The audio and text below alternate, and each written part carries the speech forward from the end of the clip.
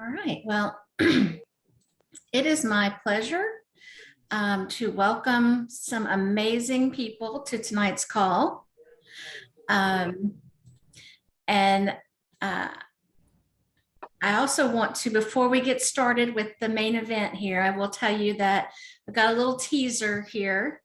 In that Jamie has some updates on For the People Act.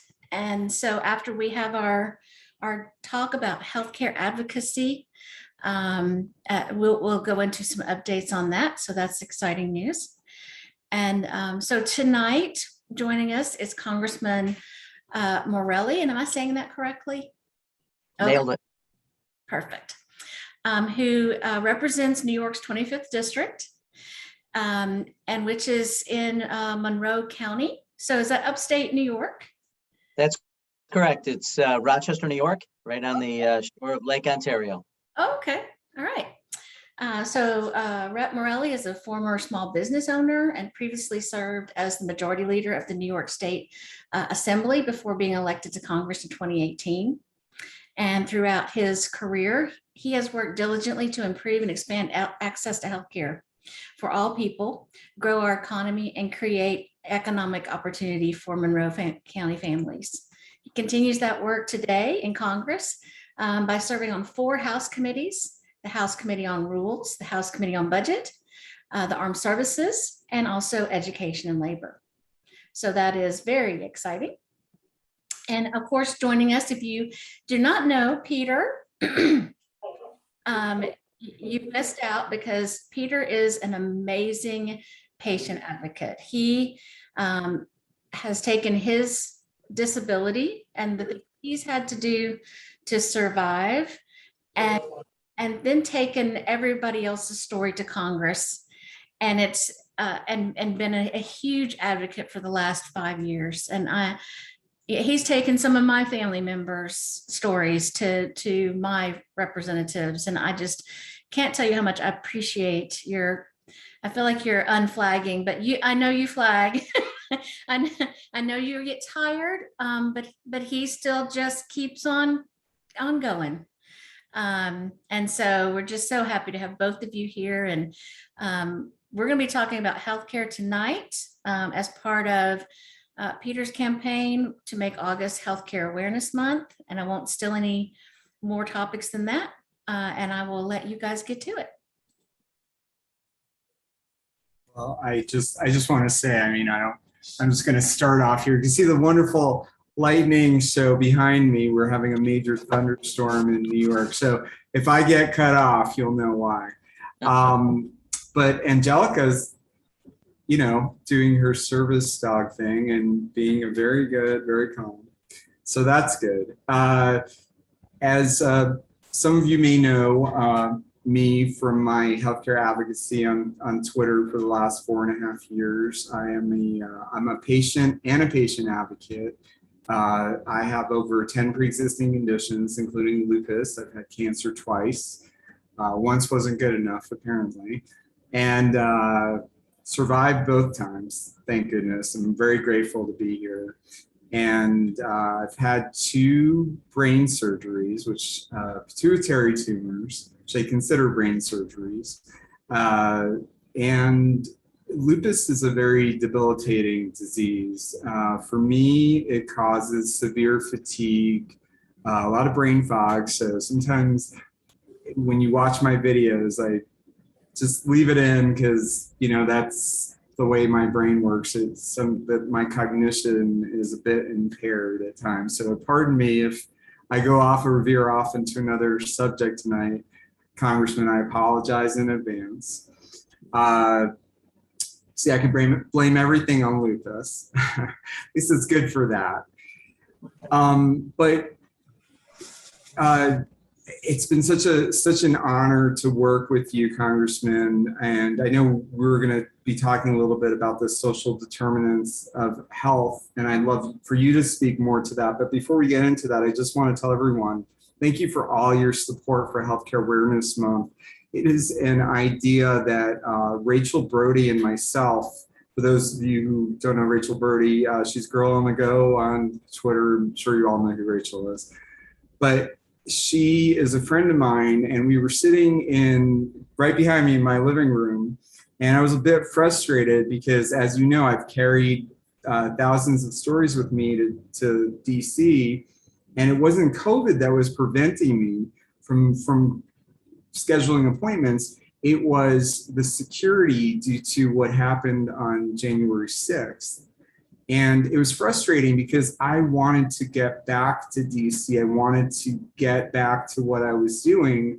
So Rachel and I, we were talking about visiting somebody not as far upstate as you, Congressman. I'm sorry. I wish I could make that trip. Really, really do. But it was such a pleasure to create that video on healthcare and the social determinants, which again, we'll speak about in a second. But I was saying to Rachel, during recess, I was thinking about one member of Congress who's not too far away from here. And I was saying, I could just get on Amtrak and just go, an hour north of here. And she said, Peter, I have a car, I could drive you. And then a light bulb went off in my head thinking, wait a minute, they're all off for, recess in August. So out of that idea, Healthcare Awareness Month was born. And here we are today. We never expected it to be this. It is. It's wonderful. So we've just been going with it and meeting with members on Zoom. Next week, we have our little Northeast Roadshow from Connecticut through Rhode Island up to the Boston area and then into New Hampshire.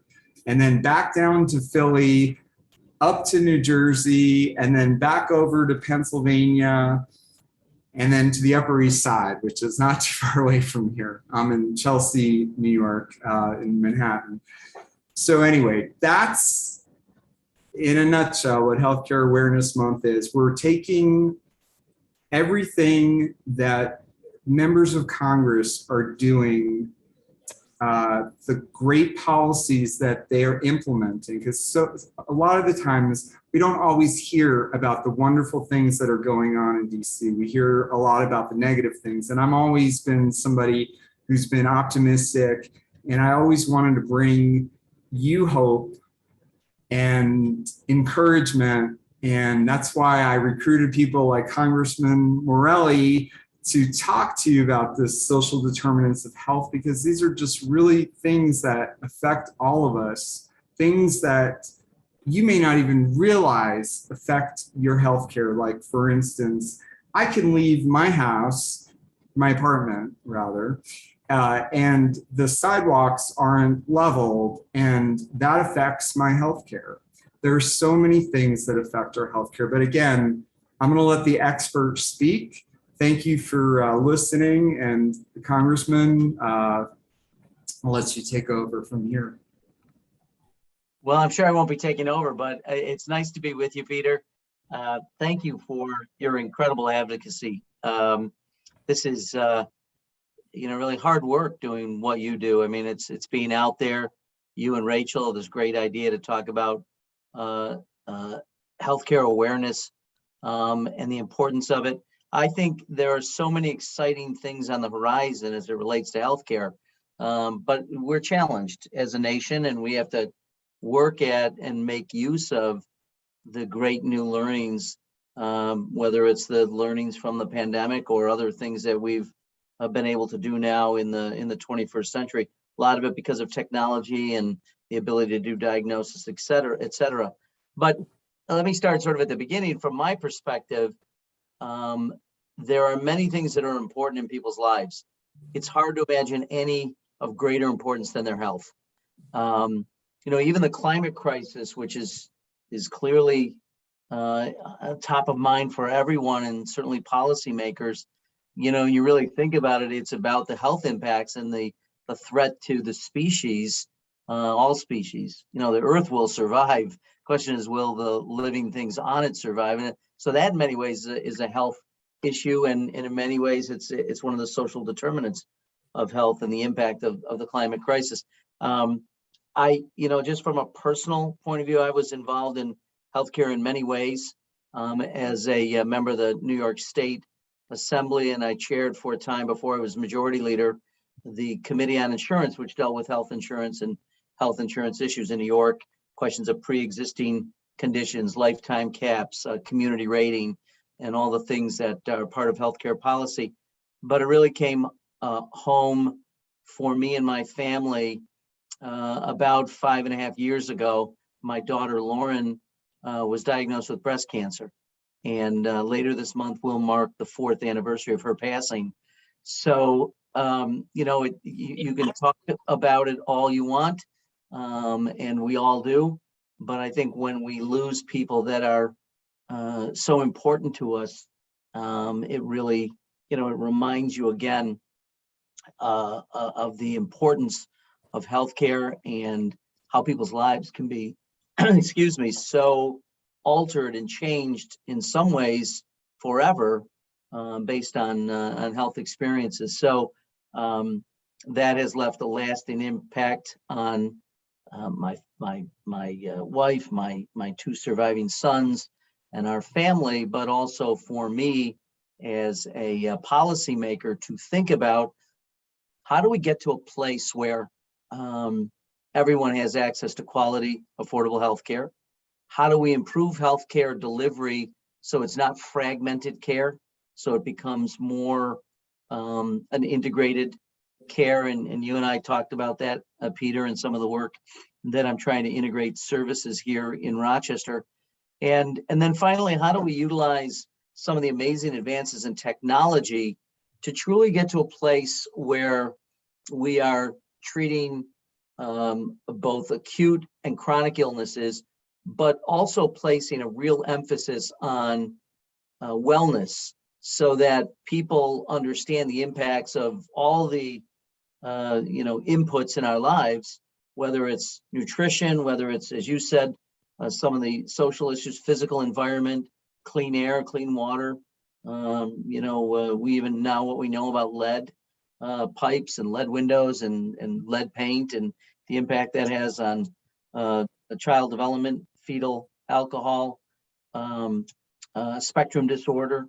So there's so many things that we know about, but now technology allows us, if we really think about it, with all the sensors. I point to my Apple Watch, not a shameless plug for Apple, but it now actually gives me so much information about my health. And if you think about it, we now can at scale be able to, if you think about it, be able to gather enormous amounts of data on each of us. So collectively and individually, tons of data in real time can be analyzed. And I believe there will come a day, probably in the not too distant future, where you'll get a call from your nurse practitioner, your pediatrician, your primary care provider, who will say things like, your vitamin D levels are low, you should take a vitamin D supplement, or I don't like this enzyme, or I don't like this data point. So even before you have symptoms, people may be able to identify things that you can do, sort of course correct in some cases, to really address and get to a point where we truly have wellness as one of the optimal goals of healthcare. So those are some of the things that I think we can do. And then, there's a lot going on, and I love talking about social determinants and what we can do and how we can really make people's lives better, not necessarily with direct health inputs and healthcare, but through all the other things that affect people's lives. Wow. Excuse me. I'm a bit choked up. I honestly, I didn't know about your daughter. So I'm finding out just like Yeah. a lot of these people. I'm so deeply sorry. And the thing about healthcare that I say a lot to people is sometimes you don't think about healthcare until it personally affects you.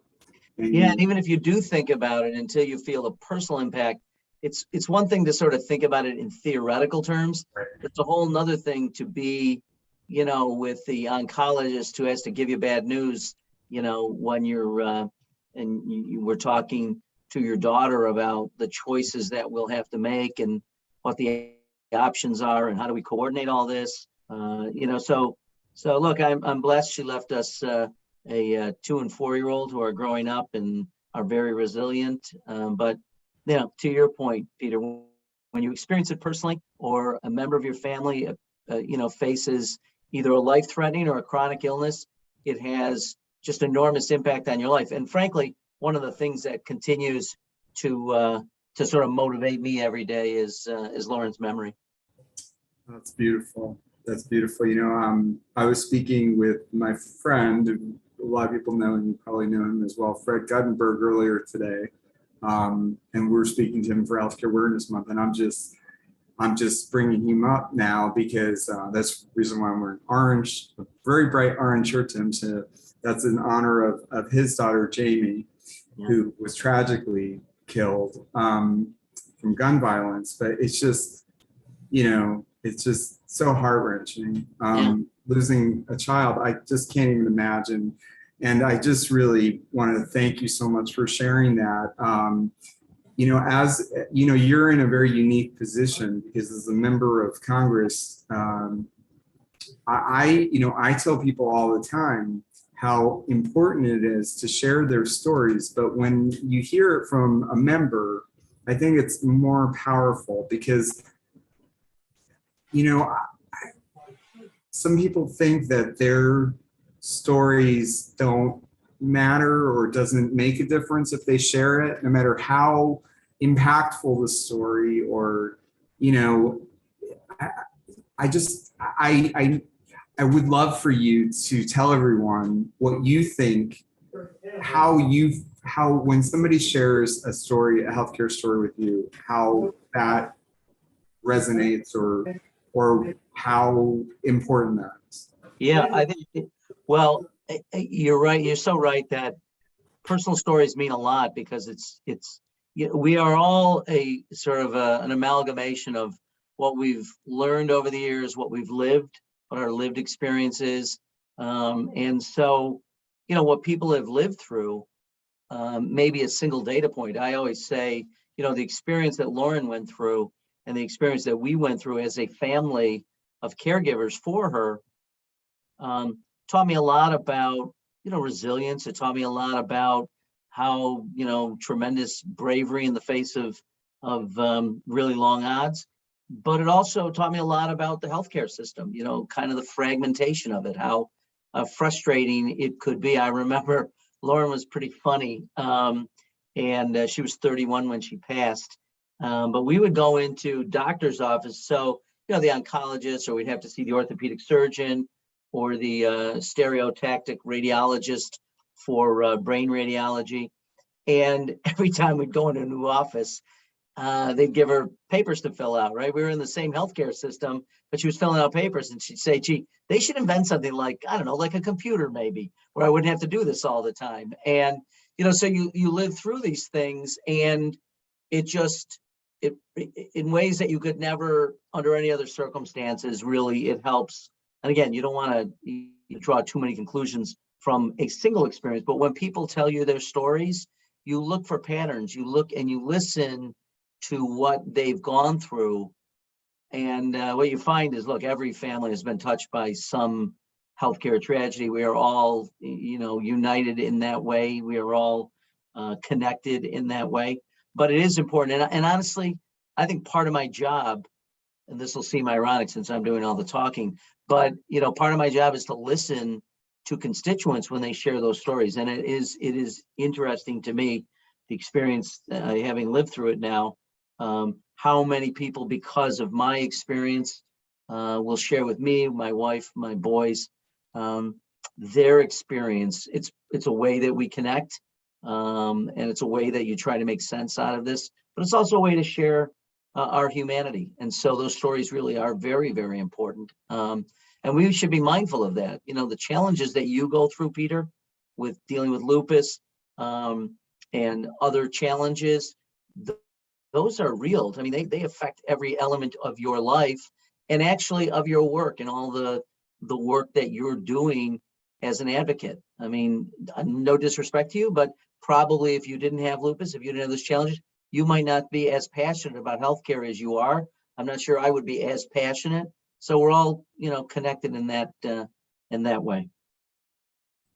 I agree with you because that is what motivated me to speak out publicly in 2016. I started a Twitter account in 2016. I never tweeted in my life. I didn't know what the hell I was doing. And honestly, I still don't know what the hell I'm doing. But somehow, I put myself out there and I try to inspire people and I honestly I do it on the days that I don't feel like it. Yeah. In the days where I'm really not feeling well, and because I know that there may just be one person that I might inspire because it's a challenge for me to get out of bed. I want to get out of bed and I want to inspire that person to get out of bed. And I think it's so commendable because I remember, and this is way off topic in some respect, but we're talking about advocacy. And my daughter Lauren started a Facebook page called Lauren versus Cancer, and for the year and a half. But she did it, she said, because she wanted to reach out to other women in particular, but anyone who was facing long odds in a really difficult disease. She wanted people to feel like they weren't alone, that what they were experiencing and what they were going through. And I cannot tell you how many people. It was the most, it was really kind of strange at first because, everybody in my family is really Joe's brother, Joe's son, Joe's father, or Joe's mother. Because I've been in politics a long time in our community, and people were coming up to me and saying, like, you're Lauren's dad, aren't you? Because what she wrote in her daily, not always daily, but oftentimes daily posts were just observations of the world and how she was coping with it. That's what you're doing. I mean, you're really making people who may otherwise feel alone and lonely and facing the social impact. Those are emotional and mental impacts and manifestations of a physical ailment, but they're as real as the physical part of it, and oftentimes are more so. So, good for you and good for Lauren, people who can make something positive in the sense that they can reach out and connect with other people. I mean, you're also keeping her voice alive by talking about her. So this is really wonderful and lovely. And I've lost a really good friend of mine who I knew from high school to cancer, to breast cancer, and my grandmother died of breast cancer. So it's a very personal. My heart goes out to you and your family. Thank you. But I just want to say, again, that bringing it back to going from a very private life to a public life like that. When I was in the halls of DC and people would come up to me, other advocates, they knew who I was. And, before the masks, before pre-COVID, and even still with the masks because of my colorful clothing, people know who I am. And sometimes it's because of, my previous service dog, Natasha, and now my current service dog, Angelica. They recognize them before they recognize me. So it's very, it's very strange to engage with people that way, people that know more about you than sometimes even your closest friends, because they read my Twitter. So that is not an easy thing to do, but I'm so grateful that you shared how important that is to share that with your member of Congress, because I've told people so many times, and it's just not because we're under the threat of healthcare repeal, but it's also we want to improve, we want to enhance healthcare. I mean, that's where I feel like we're at now. I've always talked about healthcare, and if the ACA, if you can imagine a short highway, and I always say this to the members in whatever state they're in, it could be in New York, it could be a thruway, in New Jersey, it could be a turnpike, in California, it could be a freeway. Imagine a short highway of 5 exits, and exit 5 is the ACA and exit 1 is universal health care. You know, for 4 years, we were, and longer than that, we were trying just to save the foundation of healthcare and just to build on it to get to exit 4. And I get why people want to get to exit 1, but we gotta slowly work our way to exit 1, or we'll never get there. So we have to all work together to get to universal health care, because healthcare is a right. It's not a privilege. And I truly believe that. And as somebody who has gone bankrupt over healthcare bills, I know what it's like not to have that access to doctors. So when I joined Twitter, I joined because I was fearful that my healthcare would be taken away from me. And then people started sharing with me those same concerns. And, you know, it's a very, you know, it's one thing to advocate for yourself. It's another thing when somebody asks you to advocate for them. It's a responsibility, and it's a responsibility I never take lightly.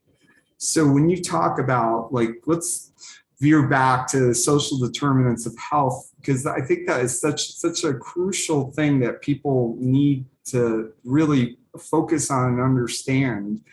But I think you made a really valid point before, because I had to write this down because I'll never remember this. But, you know, healthcare is connected to everything. It's connected to education, hard infrastructure, environment, social support. I mean, it's just everything. It's just the infrastructure bill was passed by the Senate today. Well, I mean, what we're doing now, this broadband thing and talking about healthcare, I mean, I'm able to do these Zooms with members of Congress. I mean, broadband and telehealth is infrastructure. So, and some people don't have access to broadband, even if they have access to telehealth. Some people don't have access to computers. So it's, you know, these are all the things that, you know, we think about when we think about social determinants. So I don't know, like, where do we start with that? It's just, there's so much, but it's just, it's really important. And I know that there's this wonderful caucus in the House now, the Social Determinants Caucus, and it's really great and very timely, and it's definitely been a foundation of healthcare awareness. So I'd love to hear, where could we start? Because you educate me on where we can start and educate these wonderful people listening tonight. Well, I'm not sure I could educate anybody. I'll give you my perspective a little bit. You know, I think of, and you've said it in such a great way, all the things that affect people's health that aren't necessarily directly physically related, right? Or that's not the first thing that you think about. You think of disease, you think of viruses, you think of immunization and vaccination, you think of all the different things. We think of cardiac health and all the other things that go into healthcare, but you don't think about air quality, you don't think about food insecurity, you don't think about appropriate nutrition, you don't think about housing and homelessness. I mean, all of those factors, educational attainment, poverty itself, those are all things that clearly will have an impact on health outcomes. And we've seen that really in stark relief during the pandemic. I mean, we've always had disparities based on race, and now they're really come to the fore as we've seen more and more data around health outcomes, healthcare, the pandemic. To your point, one of the great advances, I sort of think of, okay, so, and we've got great advances like telehealth, which really offer real promise, some of the other technological things that I mentioned, but only if you can get to them, right? And then, so one of the things that I did, and I'll try to make this really quick so I don't bore everyone to death, but about, I think it was about 4 years ago, it was just before Lauren, in my head, you know, it's 4 years, so I think about it, it was right around the same time I was the majority leader of the state assembly. And we had just gone through sort of a tough budget process. And I was frustrated with the number of requests that come in to the office. Not that they weren't well-meaning, but in many cases seemed duplicative within my own community. And so I asked a couple of educators, couple of people in our healthcare systems in Rochester and the United Way, a handful of people, probably 6 or 7 in my office. And I said to them, look, my frustration year in and year out is that in a place like Rochester, which is, our metro area is about 1 million people. So we're not tiny, but we're clearly not the size of the city of New York. But in a place like ours, we have a lot of great supports, a lot of great services, but our data around health outcomes, our data around poverty, our data around childhood poverty, extreme poverty, really pretty bad. And so I said, my frustration is that we seem to have a lot of services, but we have really bad outcomes. Almost like all the organs of the body are healthy, but the patient's dying. I said, we've got to do better than we're doing. So I challenged them to meet with me and start a process, which is now 4 years old. Back in Rochester, it's called the Systems Integration Project. And our goal over the last 4 years, and it's now grown to about 50 agencies, government partners, healthcare, social service agencies, and our educators to come together to build a truly integrated system. And what I mean is this, that I borrowed a little bit of this in my thinking from my wife, who was a 31 years an English language arts teacher for 7th and 8th graders, most of that time in the city of Rochester or one of the inner ring suburbs that we live in, where poverty is not insignificant. And I used to think about the number of students that she would have and other educators would have that would have challenges in their lives. And so they're trying to teach them, and they have responsibility for their education. But many of the things that were affecting their ability to be successful from an educational point of view were going on outside the classroom. But she had really no way to connect with anyone about that, nor did she have the ability to affect that. And I would talk to ER nurses and social workers at the hospitals, and they'd say, we're discharging patients. They don't really have a healthcare reason to be here, but we're terribly concerned about where they're going. Are they homeless? Do they have housing issues? Do they have food insecurities? But they didn't really have, there's a loose way of talking to people. So what I said to them all is, we've got to do better. As adults who touch these people who are in crisis, we got to do better than this. This is really not the way to deliver services. And so we've gone down this road of truly integrating and moving away from a siloed approach to people to an integrated system. And the state of New York gave us $15 million appropriation. I've since gotten a few $1,000,000 from a number of philanthropic organizations. And the county of Monroe has just about entered into a contract with us to develop a brand new, a transformational way of developing or delivering social service dollars from the county through their Department of Human Services, so that this is all intertwined. My goal ultimately is you go to the doctor's office and he or she sees a dashboard that gives information with your permission, because you have to have HIPAA and other FERPA and other privacy things, but to be able to see what are the other things going on in your life and to be able to communicate. Can you imagine having on a screen like this talking about little Joey in 4th grade, but having nurse practitioner and having a behavioral health specialist and the classroom teacher and the pediatrician, all of them together, maybe someone who's involved in a food cupboard who's helping the family, and really starting to think about the 360-degree view of this child, this elderly man or woman, and the family that they're connected to, and having a navigator or advocate for them about a customized plan to help them get through this. So that we've now, as I said, we're in our 4th year.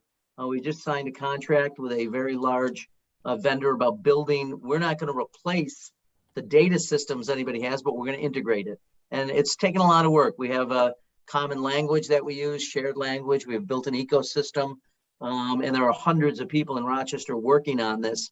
But the goal is really to address social determinants. It's to address shortfalls in educational achievement because of things going outside the classroom. So it's a lot of work, and I'm sorry to bore you with all that, but my goal is to have the first completely integrated delivery system of social health and educational services in the United States. And we're working a lot of hours to, I co-chair the effort with a colleague of mine who's an expert in healthcare and serves on the state board of regents, so he has educational expertise as well. But it's grown, and we're staying with it. We spend a lot of time and a lot of energy trying to put this together. That's incredible. That's extraordinarily progressive and patient protective, which for me as a patient, Right. I appreciate so much, because most of the times I'm a great advocate for other people, but sometimes I have a bit of a hard time advocating for myself and speaking up. I've gotten better at it, but when you're in a vulnerable situation, sometimes it's hard. So this is a really, really wonderful thing. And you just said a really, really important thing. So, from the beginning, what I've said is if we could ever get this in and out as well, as I have an Airbnb guest come, and I am on the hashtag dim voice. I'm sorry, I don't think that was directed at me. But you just said something very powerful, which is at the beginning, I said to people, if we can get an integrated system, we can develop care plans for everyone who's in crisis, whether it's poverty, health care crisis, et cetera, that they need to have an advocate for them. And the reason this became so important to me is, again, everything, goes to your lived experience. When Lauren got sick, each member of the family sort of took on a different role. So my son-in-law took care of Lauren's healthcare, make sure she was taking her medicine, make sure she was doing her health issues. My wife took care of the kids and his mother, so they shared that duty. My job was really to go with Lauren to her appointments. I was the so-called scribe. I'm pretty good at asking questions. So I would ask questions. And when she would get bad news, you have sometimes what happens is you focus on the bad news and you're not hearing the rest of it. So you sort of, it's hard for me, even though I wasn't clearly dispassionate about it, I could listen to more of it and repeat back to her afterwards and say, no, they did say this, but here's what, here's how we're going to treat this. But what I realized is even though I wasn't a healthcare professional by any means, that I can help her navigate, and I could be an advocate, and I could really help her make headway despite my lack of any medical or healthcare training. So that's really what I want to do. And to your point, sometimes people won't advocate for themselves the way they will help other people.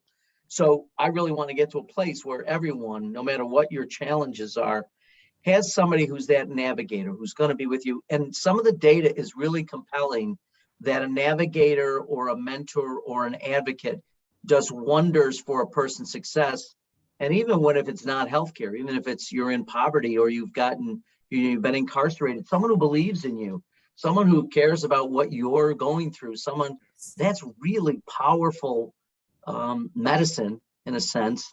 And again, goes to sort of the emotional, spiritual, mental elements of what you're going through. And look, I'm sure I know this from my mother. My mother is going to be 86 years old, still drives her own car, still goes shopping, lives by herself in a 2-story house. And, but I know for a fact that when she has her, osteoporosis, so she's stooped over a little bit, I know there are days when she doesn't feel well, but I also know this. I'll force her to come. She lives 2 blocks away, so it's not like we have to go very far to get her. But if I bring her over for dinner with all the kids around and my grandkids, that I know is tonic for her, that her Tylenol isn't going to do. It's just going to make everything better. Why? Because she's socializing. She's around people she loves. People are asking her questions. We're all laughing and kidding. That's like a pretty basic but fundamental thing about the social determinant, all the things that go into your life that aren't related to the ailment, but that either make it so much worse or so much better. Well, I mean, that's, again, thank you, because you're right. I mean, at the times where I've been alone and my doctors have told me that I've needed surgery, I mean, my face just, it just like everything else after that is just white noise. Just, I don't know. What did they say? Yeah. Even if I write it down, I'm like, I don't understand what I wrote. But I have one last question for you, and then I'm going to turn it over to Lori and Jamie and see if anybody has any questions, because I'm sure some people have some questions. You brought up some wonderful things tonight, but I want to know this. As somebody with an autoimmune, I'm a little more cautious than most. Everyone has their own comfort levels now with COVID and the Delta variant and everything. And not even going to go there right now, but what can somebody like myself do to help, not necessarily talk about, or not necessarily for what you were describing earlier, but how could somebody like myself help, like with the social determinants of health? Like, how could we help? Like, what can we do that could make a difference that we could do from our own home? Well, first and foremost, do what you're doing. I mean, your advocacy is really important. I don't think we should, underestimate the power of what you do. It's really, really important. I mean, we got together, you and I, Peter, because of that, right? Because of your reach and your advocacy and the advocacy of all the people here. And I spend a lot of my day. I was on the Zoom call or Zoom session with one of my federally qualified health clinics. I spoke yesterday to a group around fetal alcohol spectrum disorder. Every day, literally, I do 2 or 3 meetings, and I'm sure I'm not unique in any way with members of Congress, people speaking out about the challenges that they face. I was talking to another group yesterday about home dialysis and renal failure, what we need to do there. So there are great challenges, but advocacy is really, really important. And again, not necessarily directly, although you'll certainly be talking about directly the healthcare system, but to be thinking about exposure to lead, or to be thinking about food insecurity or homelessness or behavioral challenges, or just a whole host of things that go on. Be bold about speaking out about that. And I don't think, I certainly know I don't have all the answers, God knows. But I think the way we'll make progress is by engaging in dialogue, listening, really sort of trying to understand the other side of an argument, something that we probably do too little of in America right now, but to really think through, and why is this person saying it? What, I may not agree with them, but how do I understand a little bit of their point of view? And does that help us find common ground and get to a place? I think we all want the same thing, right? We all want our children to be healthy. We want to be healthy ourselves. We want to have economic opportunities, and we want to live into old age and live the golden years of our life. I mean, everybody sort of wants the same things. Just people have very different views about how to get there.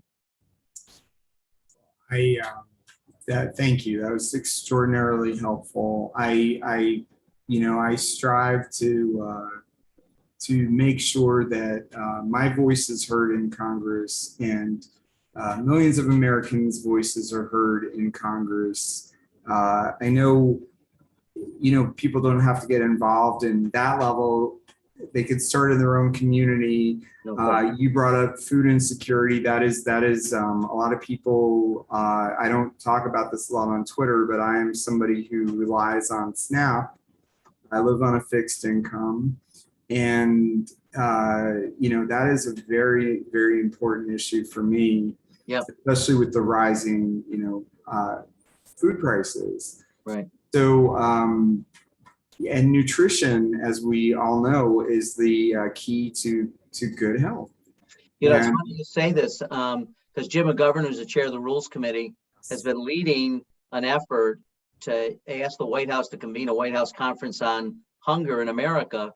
And so I've been working pretty closely with Chairman McGovern, and we've one of the things that came out of some roundtables we had is about how we need to take a systemic approach because it affects everything, right?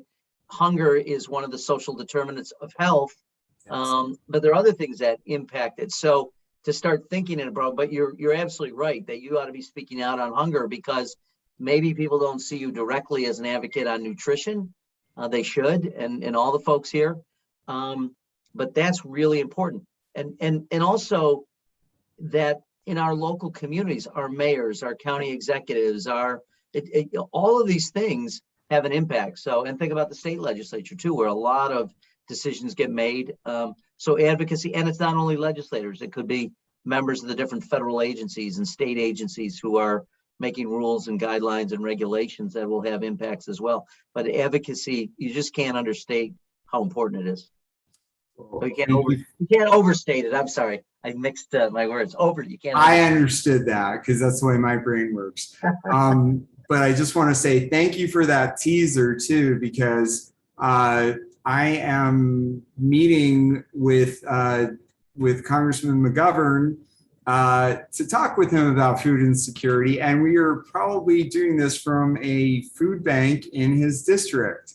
So he's amazing. He's amazing. Yeah, he is amazing, and thank you so much for being so open and honest, and just you're such a breath of fresh air, Congressman Morelle.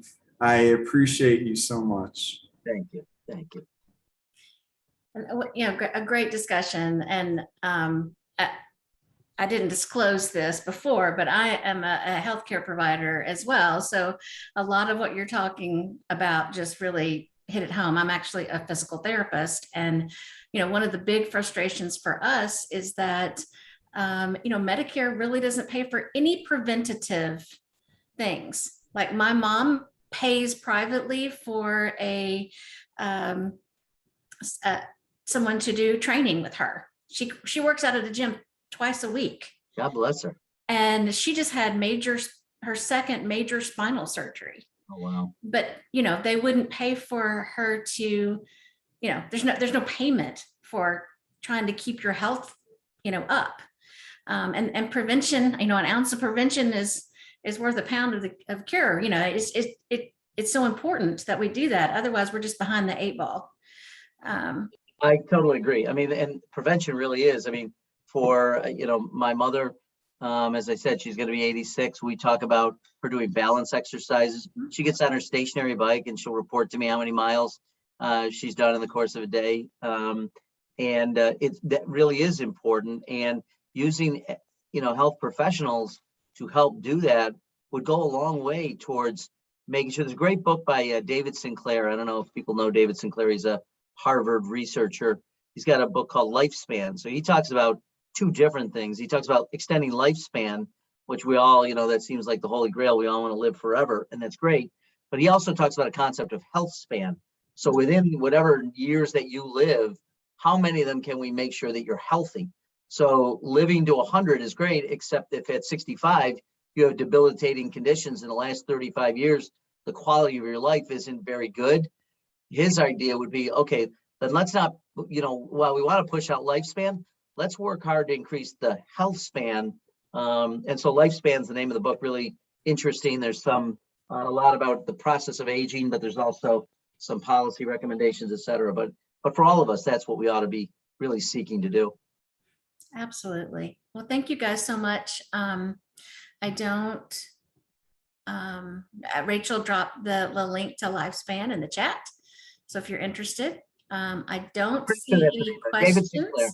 Yeah, I think that's it.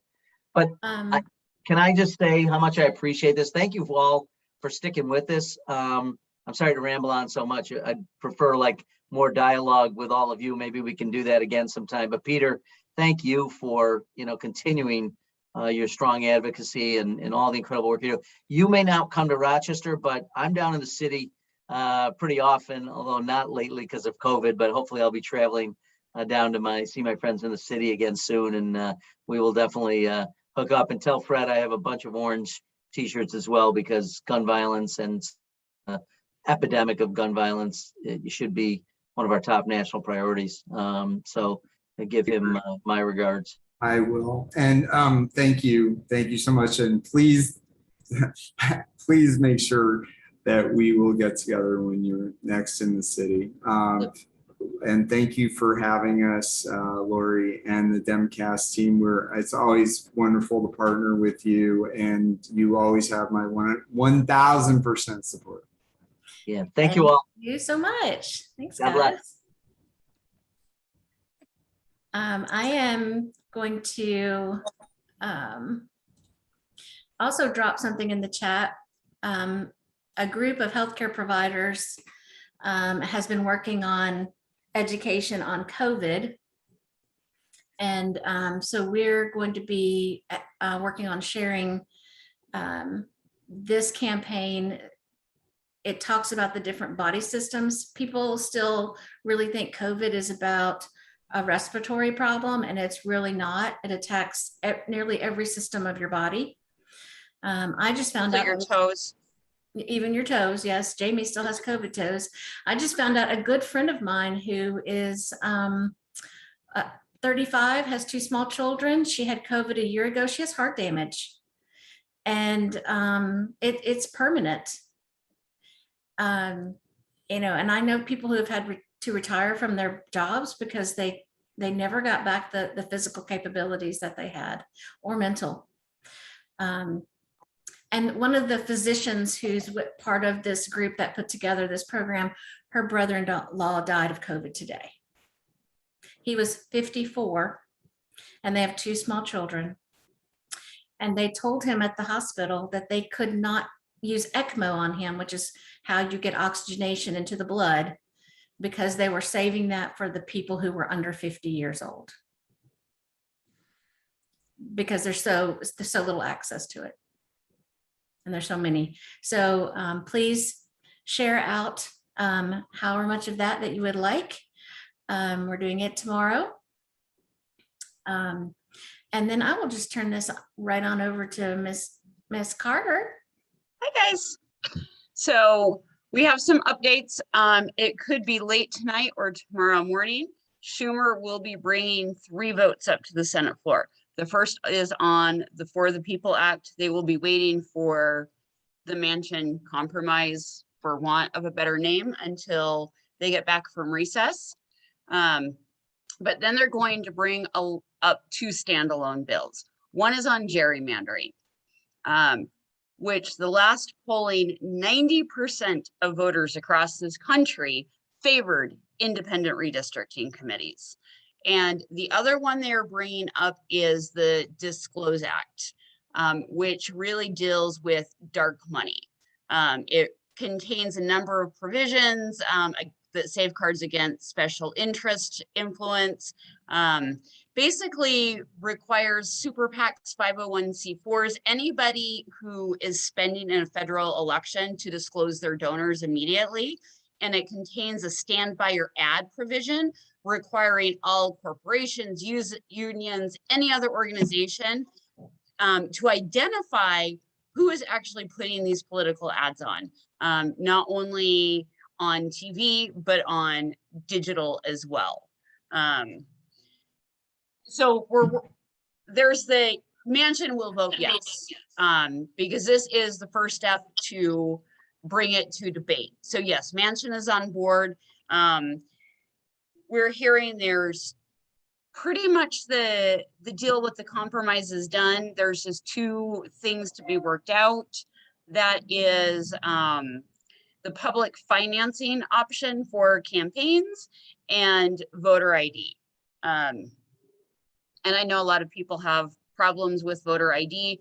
However, in 36 states, there is already very strict voter ID. So this would actually lessen that. And there would be a bunch of requirements. All Democrats are on board with this. And really what this is going to be doing on these 2 bills tonight with the gerrymandering and the Disclose Act. Disclose Act is supported by 79% of Americans. So these are very popular across political lines, and it is really to set the stage to show that Republicans will obstruct even things that are wildly popular I mean, not many things get 90% of approval. And so we really want to focus on the messaging. This will take place either late tonight or early tomorrow morning. You don't want to say Republicans killed the bill. The bill is dead. The bills are not dead. The Republicans did not kill it. Instead, you want to say things like Senate Republicans blocked a debate from starting. Senate Republicans blocked these bills from even beginning debate. Use terms like this is legislation that will help realize the promise of our democracy. You're going to hear a lot of the mainstream media say, you know, this bill is dead, there's no path forward. But instead say things like, even after the Senate Republicans blocked, even beginning to debate, the updated For the People Act has a clear path forward. And we expect the Senate to overcome the filibuster and take this up as their first priority in September. And again, you know, using the terms freedom to vote, cast our ballots, you know, that the Republicans are creating deliberate barriers to voting, denying our freedom to vote, and that the Democrats are protecting our freedom to vote. So this will be all 50 Democrats, but really fight back on that narrative that the bill is dead. It is not dead. This is just one more step. We are expecting that this will be the first piece of legislation that's brought up in September. And in 18 days, we have the marches, the March on Washington with sister cities throughout the country. We're expecting upwards of 500,000 people in DC. So it's moving. They will not be canceling recess. They will probably be gone by tomorrow night, Thursday morning at the latest. So.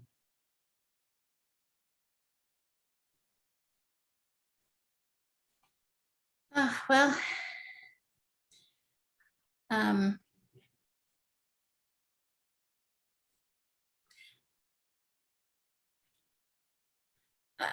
I just, you know, want to say thank you guys for joining us tonight. I know it's aggravating that we're not going to get voting rights passed before recess.